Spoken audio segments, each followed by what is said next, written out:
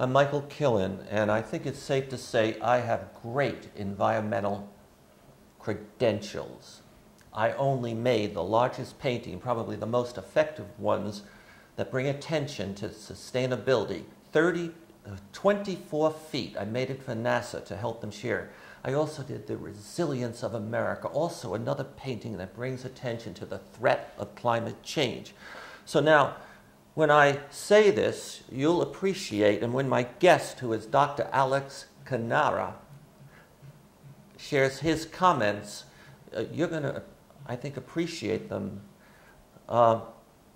Most people talk about the threat of climate change, and few talk about the threat of ocean acidification. And most people, I believe, environmentalists, put ocean acidification under the category of climate change. My guest doesn't do it, and I agree with him. There are two different train wrecks heading at us. And the one that's coming sooner is the one we need to think about. Dr. Alice Cannara, how would you say it? Very good, very good. Cannara. Cannara. You heard the introduction, and do you agree that we have two train wrecks coming? They're different. One is this broad climate change that everybody talks about, and this other one is ocean acidification that fewer people speak about. And you think it's the one we should, and the federal government and Congress and the environmentalists should start focusing on. We'll take over. Right, right. So the issue is not what the temperature is going to be in 2100. The issue is that even if we stopped all emissions of carbon dioxide today by not burning anything anywhere in the world today, not even your barbecue, we would still have the ocean acidification train wreck coming on before 2050, likely. We already see those effects in oyster farms along the Pacific coast, in lobster regions along the east coast, and we see in North Atlantic base elements, base animals of the food chain for fish that aren't maturing properly because they can't extract the carbonate ion from the water that they used to be able to extract to build their shells and their skeletons. And that's exactly what ocean acidification does. It changes the chemistry of the planet's water so that these animals that have normally been able to build their skeletons, carbonate, white, like limestone, can't do it anymore. And if they can't do it anymore, they die, and everything that depends on them as food dies. So if people, for instance, as we talked before, are concerned about Japanese whaling, they should certainly be concerned about ocean acidification because the whales won't have any food. So, but this can happen by 2050, before 2050, as far as we know. So I recall that Chris Field of the Intergovernmental Panel on Climate Change, Working Group number 2, was at an event, and he talked about the temperature being at, I don't know what, at 2100. 2100, right. That's the famous IPCC temperature hurdle that they have to try to explain. But and that's maybe when we really have significant impacts as a result of climate change, no? Yeah, well, I mean, it's harder to say because weather is what you get, climate is what you expect. So we aren't really able to model climate well enough to say whether some weather is due to climate change or not in particular. And 2100 is a long enough distance away that worrying about the temperature then is really avoiding the problem that before 2050, seafood might disappear. I like that. Right? So, I don't like it. I like the clarity. I like the clarity. Right. So one of the problems with the IPCC, and I think Chris knows himself because he's a co-chair of one of the working groups, is that they do consensus thing. And their consensus thing is that everybody in the auditorium from every country has to agree on every word and every sentence of their summary report. And so they haggle over it at the end of their initial scientific discussions, and they produce this consensus document, which everybody else is happy with, but doesn't really necessarily get to the core Sure. issue. And the bulk of the people in any community do not really have the strength and the insights to really... Right. Okay. So this is one of the reasons why people like Ken Caldera, James Hansen, and so forth recently wrote a letter, an open letter to everyone, to all of us, saying that one of the only ways in which we can proceed to protect the planet, oceans, and climate is by advancing nuclear power.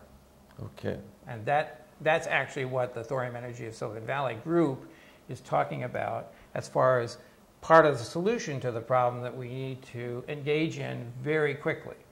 We're not talking about 2100 because we have to solve the problem before 2050 of ocean acidification. If we don't do that, what happens in 2100 is irrelevant. Academic. Yeah, okay.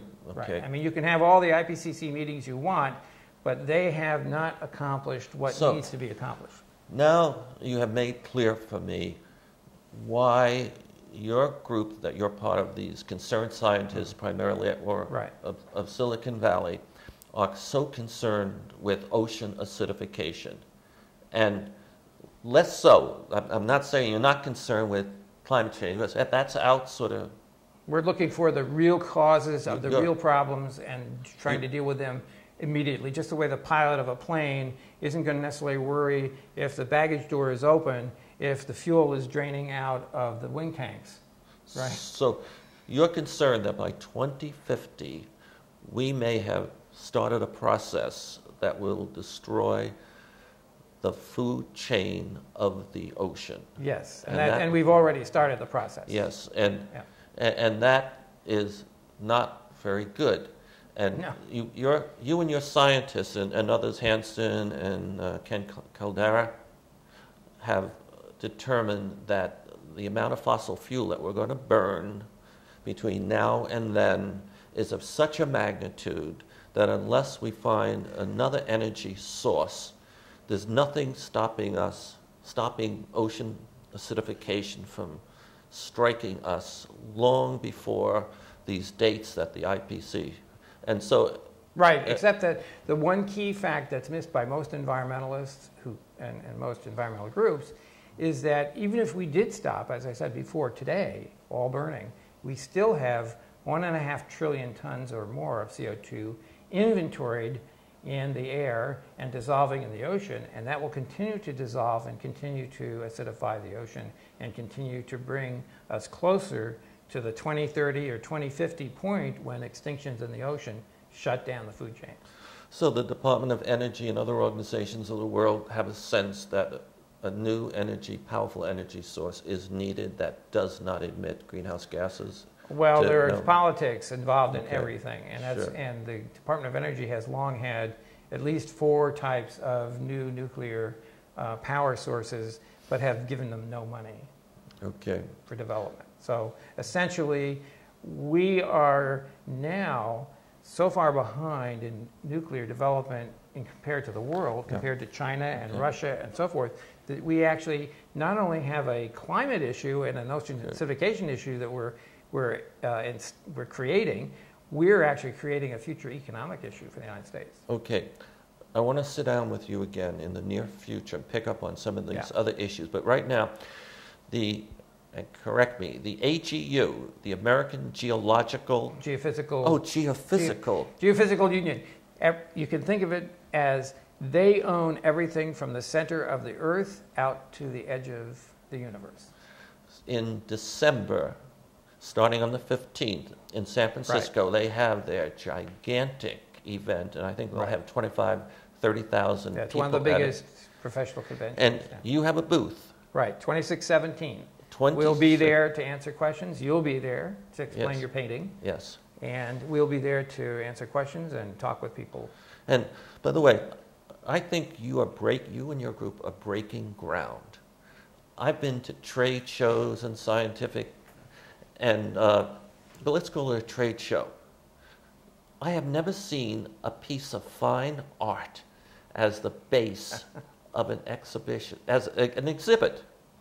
And I believe what you're planning to do is have people come walking down and see this piece of art that has been already displayed at NASA, Stanford University, and maybe somewhere else that I just can't think of right now, and have their eyes be grabbed, and they come in, and then you be there, and you'll have a chance to share your thoughts and learn from the Yes, visitors. we'll have plenty of material for people to take with them. We'll be able to discuss all the issues. We'll have some videos, DVDs, and we'll have some books that we'll recommend for people actually buy and take home. Thank you.